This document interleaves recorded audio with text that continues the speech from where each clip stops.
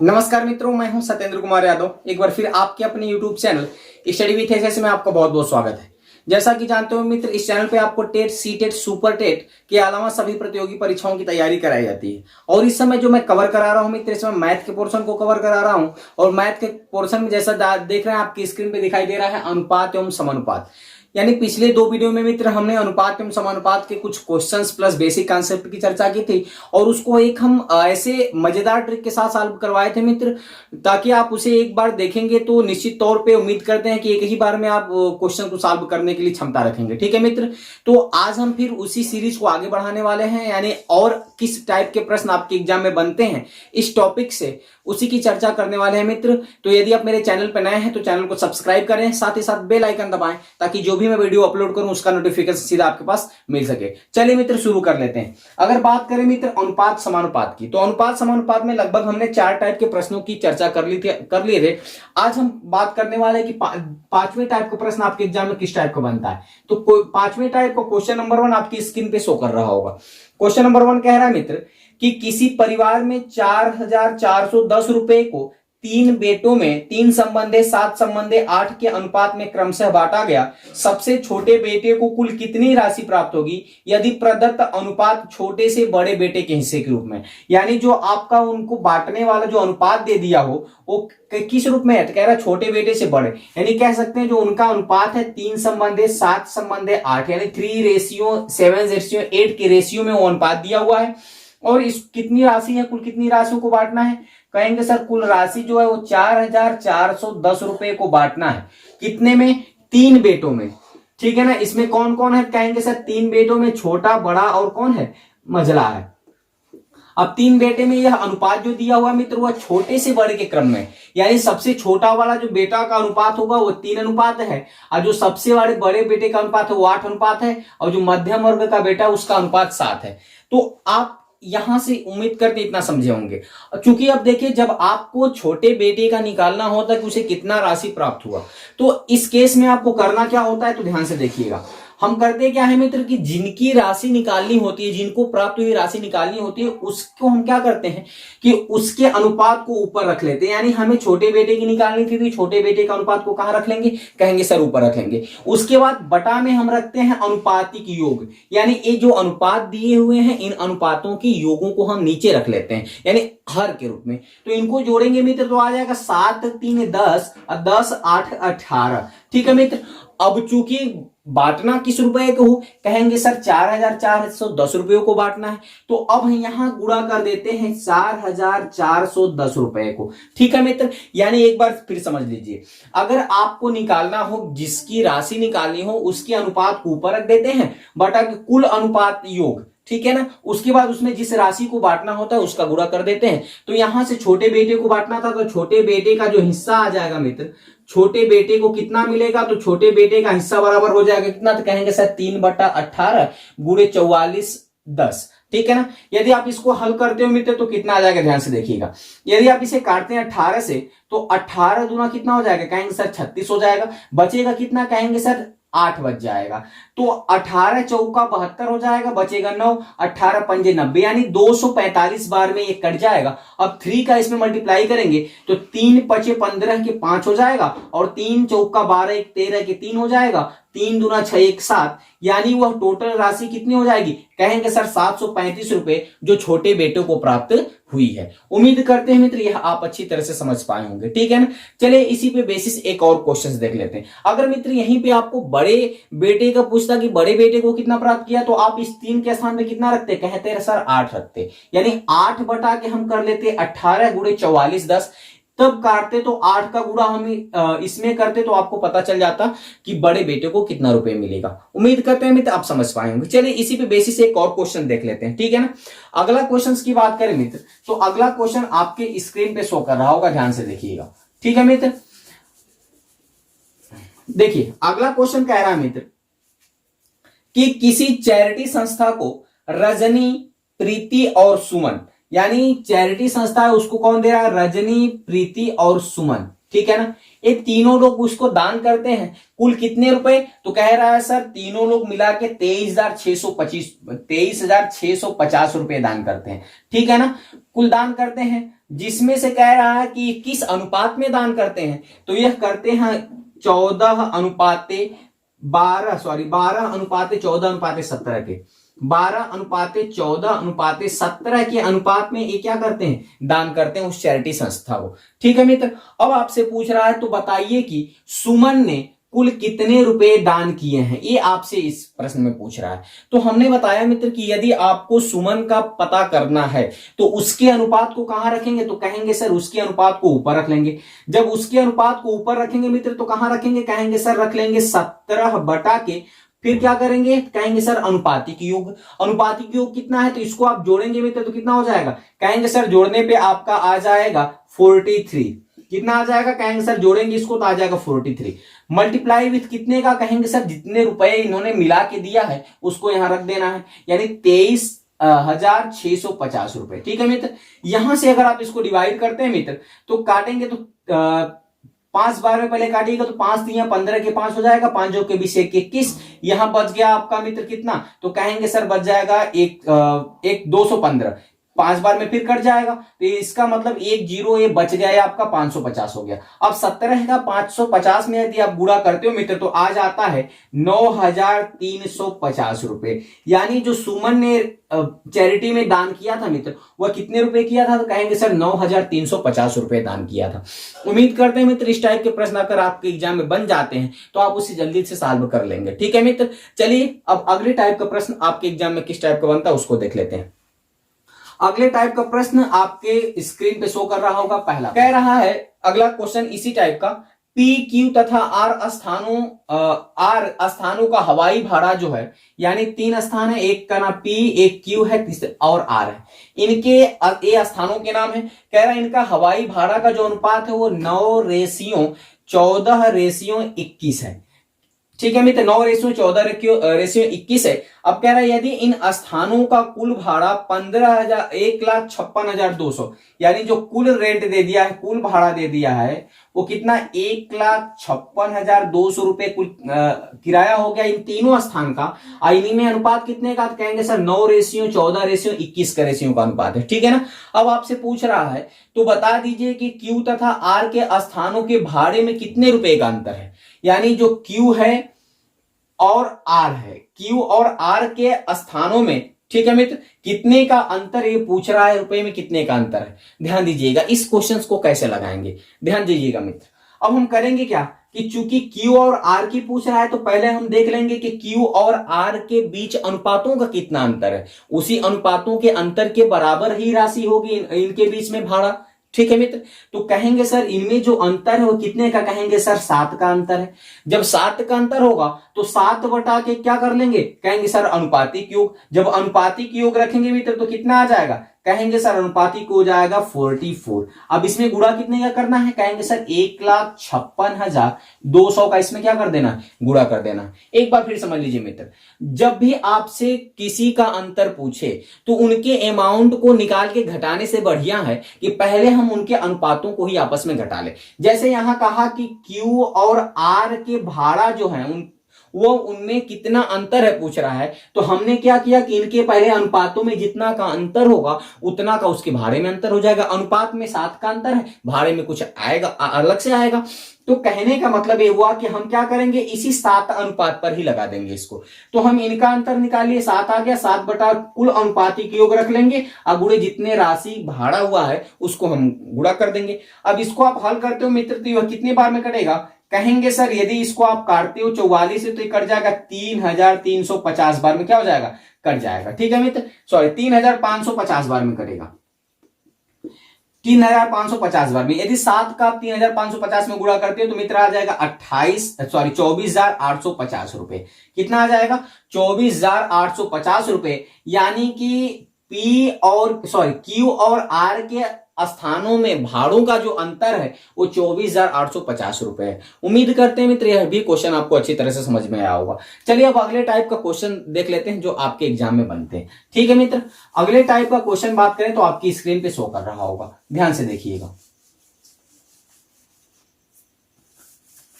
ठीक है। अगले टाइप का क्वेश्चन आपकी स्क्रीन पे शो कर रहा है।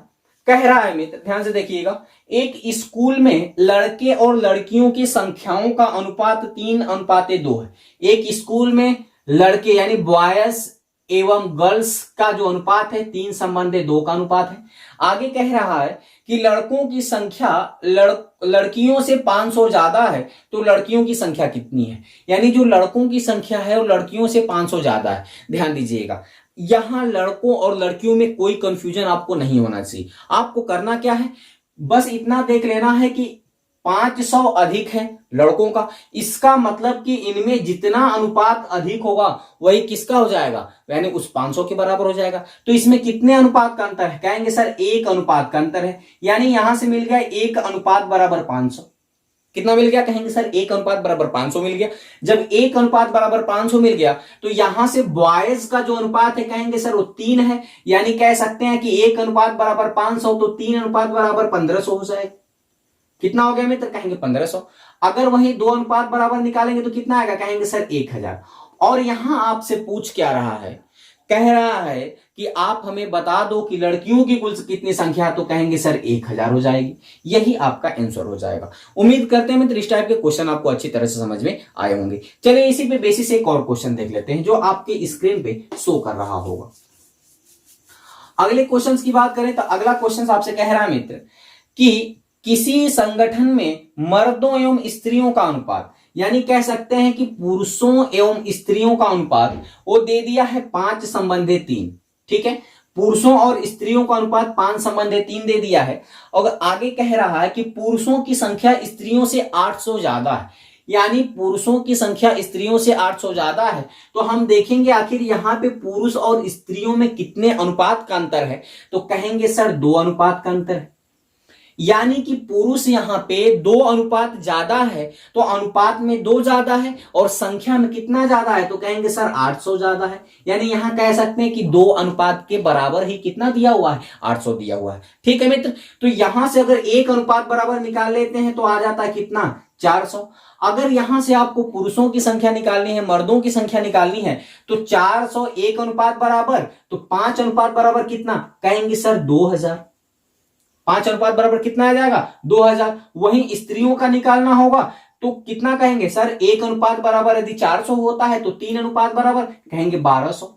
तो जो यहां आपसे पूछ क्या रहा है, यहां पूछ रहा है कि स्त्रियों की कुल कितनी संख्या है, तो कहेंगे सर स्त्रियों की कुल संख्या कितनी हो गई, 1200। उम्मीद करते हैं मित्र यह क्वेश्चन भी आपको अच्छी तरह से समझ में आया होगा। ठीक है ना, और इस टाइप के अगर प्रश्न आपके एग्जाम में बनेंगे तो आप उसको अच्छी तरह से जरूर सॉल्व कर लेंगे। ठीक है मित्र, अब चलिए हम अगले टाइप की चर्चा कर लेते हैं। अगले टाइप चर्चा कर लेते हैं अगले क्वेश्चन में। अगला क्वेश्चन आपके स्क्रीन पे शो कर रहा है।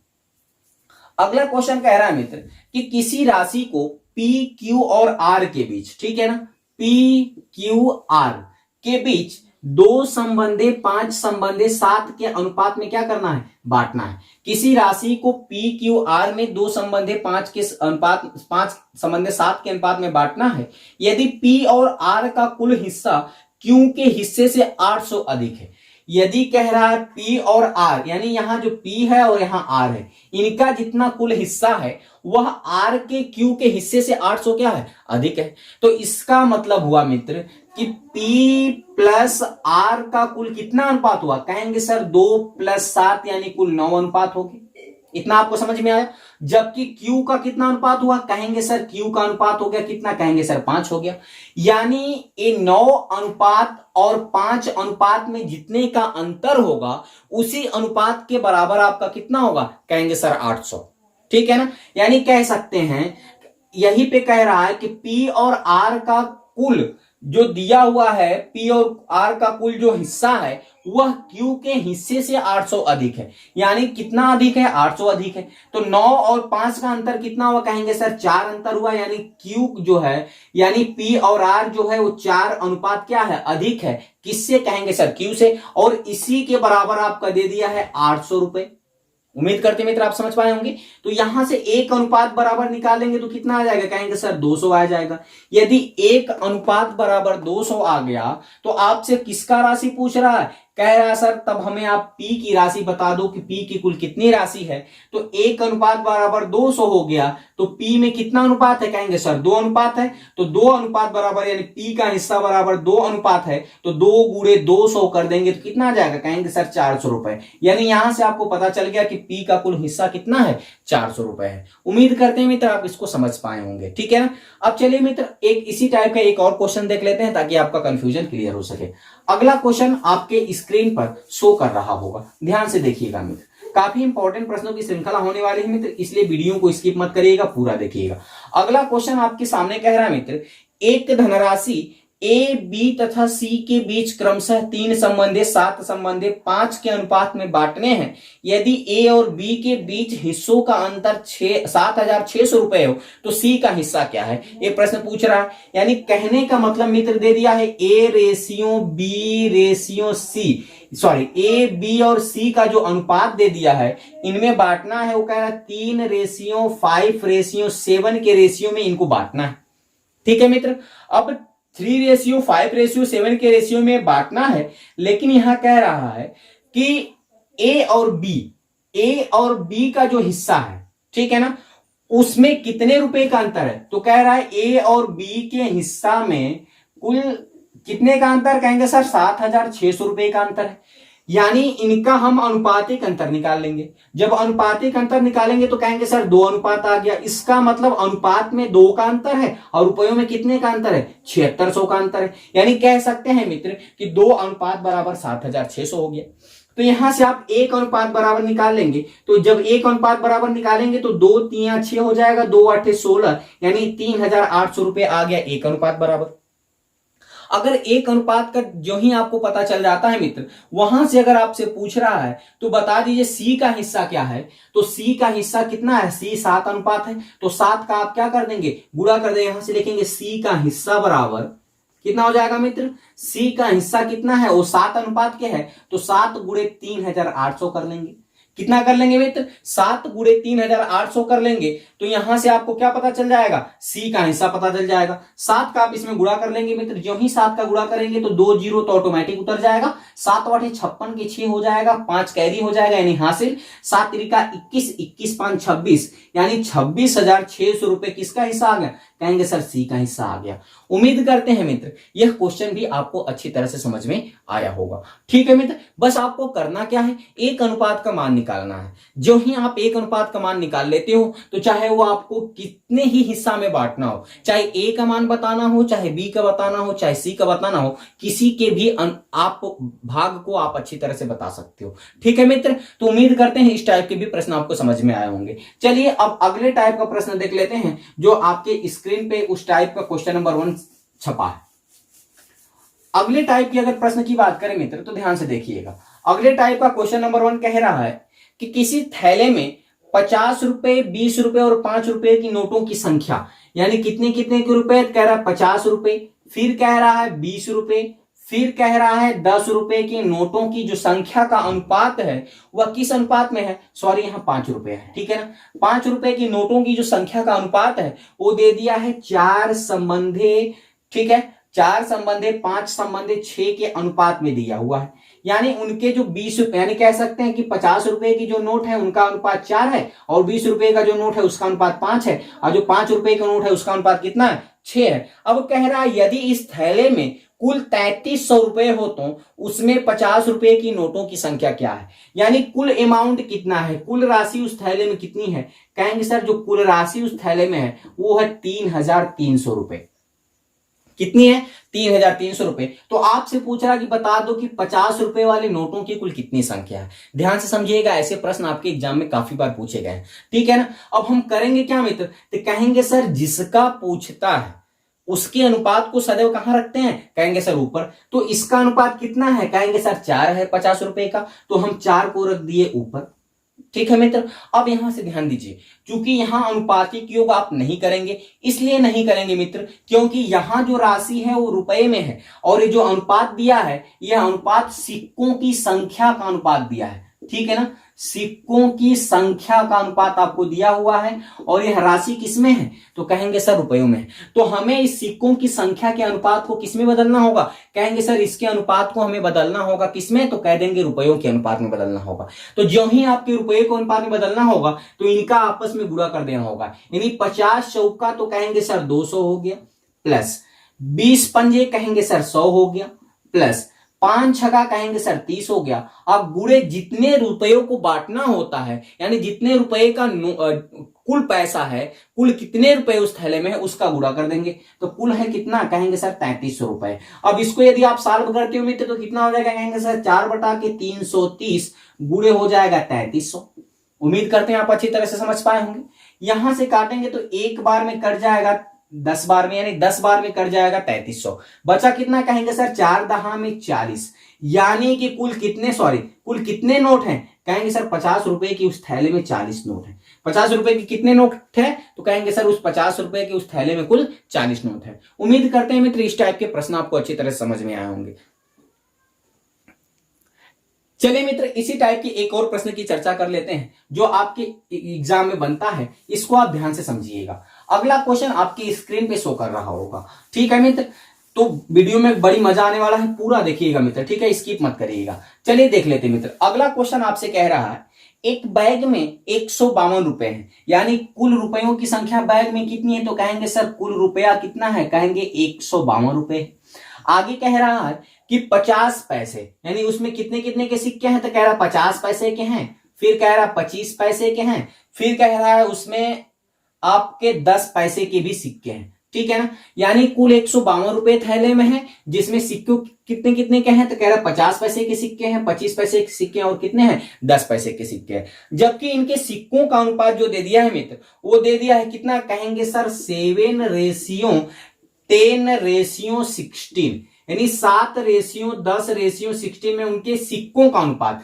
चूंकि ये सिक्कों का अनुपात है, किसका अनुपात है मित्र, ये सिक्कों का अनुपात है, और ये थैला में क्या है, कहेंगे सर रुपया है। तो चूंकि अब यहां से पूछ रहा है आपसे, तो बता दीजिए कि 10 पैसे के सिक्कों की कुल कितनी संख्या है। तो 10 पैसे की सिक्कों की संख्या निकालनी होती है मित्र, तो हमने बताया कि जिनका निकालना होता है उसके अनुपात को हम ऊपर रखते हैं। तो इसका अनुपात 16 है, तो कहेंगे सर इसके अनुपात को 16 को हम कहां रख लेंगे, कहेंगे सर 16 को हमने रख लिया ऊपर। उसके नीचे बटा अनुपातिक योग नहीं रखेंगे। क्यों अनुपातिक योग नहीं रखेंगे मित्र, क्योंकि यह पैसा किसमें है, चूंकि ये अनुपातों की सिक्कों की संख्या नहीं है, बल्कि ये दे दिया है क्या, ये रुपया पैसा दे दिया है, थैले में पैसों की संख्या दिया हुआ है। तो हमको क्या करना पड़ेगा कि 50 पैसे की अगर 7 अनुपात है, यानी 7 सिक्के हैं एक तरह से कहें, तो 50 पैसे का, तो इसका मतलब वो 50 पैसा है, तो पैसे को हम दशमलव में डिनोट करते हैं। किसमें मित्र डिनोट करते हैं, कहेंगे दशमलव, यानी कह सकते हैं कि 0.50। इसको क्या कहेंगे 0.5, इसको रुपए में बदल लेते हैं, चूंकि रुपया में है तो इसको रुपए में बदलना पड़ेगा, ठीक है ना। तो यानी 0.25 रुपए, इसको भी आप रुपए में बदलेंगे तो आ जाएगा 0.10 रुपए, इसको भी आप रुपए में बदलेंगे तो कितना आ जाएगा, कहेंगे 0.50 रुपए। चूंकि रुपए में इसे बदलना पड़ेगा क्योंकि ये रुपया में दिया हुआ है, ठीक है ना।